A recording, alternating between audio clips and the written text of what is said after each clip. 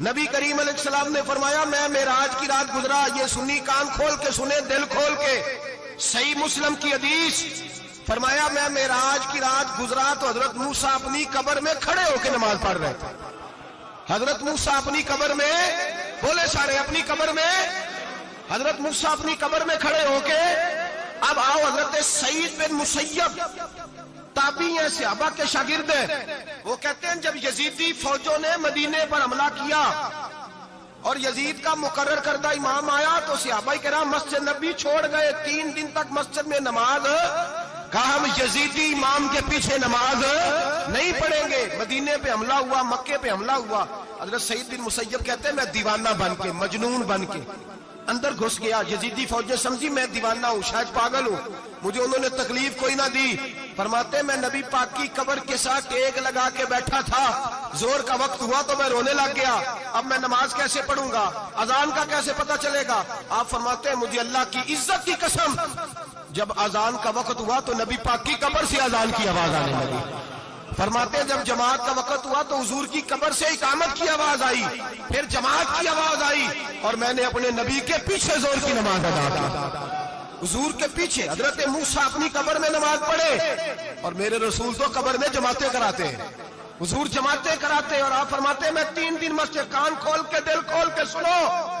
ہم نے کوئی ریڈی میڈ عقیدہ نہیں اپنایا،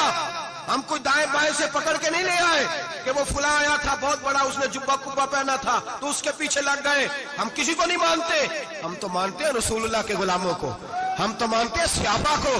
ہمیں حضرت سعید بن مسیب بتا گئے ہیں کہ جو کہے تجھ کو مردہ وہ مردہ ہے واللہ، تو زندہ ہے واللہ، تو زندہ ہے واللہ، تو زندہ ہے واللہ، میری چشم عالم سے چھپ جانے والے میرے رسول کریم صلی اللہ علیہ وسلم نے فرمایا موسیٰ اپنی قبر میں کھڑے ہو کے نماز پڑھ رہے تھے۔ حضرت موسیٰ اگر زندہ ہے تو جو موسیٰ کے بھی امام ہے،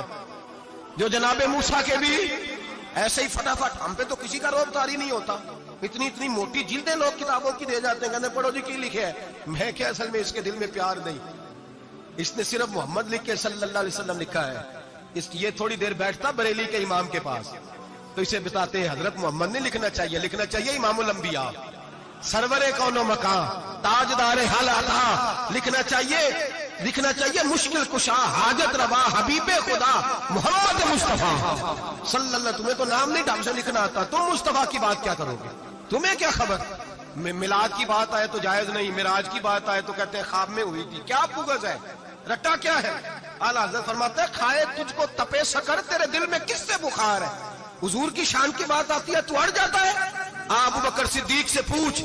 ابو جہل نے آ کے کہا تیرا رسول کہتا ہے میں 18,000 سال کا سفر 1 منٹ میں طے کر آیا ہوں، زمین جنت دوزخ ہر شے دیکھ آیا، ابو جہل کہہ رہا ہے۔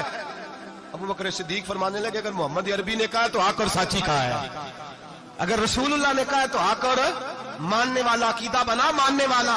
ایسے لوگ سڑک پہ بیٹھ کے بات کر دیتے ہیں اور فٹافٹ سنی بھی مسئلہ پوچھنے آ جاتا ہے، کہتا ہے جی وہ فلانا مولوی کا، وہ کون ہوتا ہے، کون ہے وہ، کس کی بات کر رہے ہو؟ بات کرنی ہے تو ابو بکر صدیق کی کرو، عثمان غنی کی کرو، مولا علی کی کرو، انس بن مالک کی کرو، طلحہ اور زبیر کی کرو۔ ہم کسی دائیں بائیں والے شخص کی بات نہ کرتے ہیں نہ سنتے، ہم پہ نہیں کسی بندے کا روب طاری ہوتا، کہ چل دوڑ جا، ہم تجھے کیا سمجھتے ہیں؟ ہم تو سمجھتے ہیں اس کو جس کی بات سے رسول اللہ کی پیار کی خوشبو آتی ہے۔